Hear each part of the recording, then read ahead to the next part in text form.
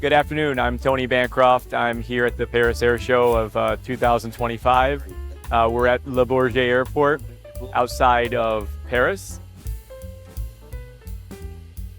We're having a great time. We've met with a bunch of aerospace and defense companies and are hearing some really good stories, a lot of secular trends and tailwinds going on here, and seeing a lot of great technology at the static displays and booths. We visited with over 10 companies so far.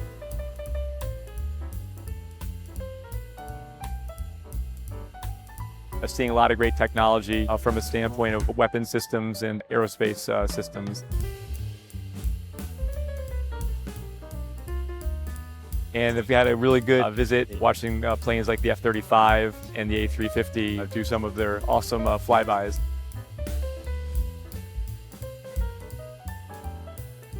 We're looking forward to coming back and sharing our story. Thanks.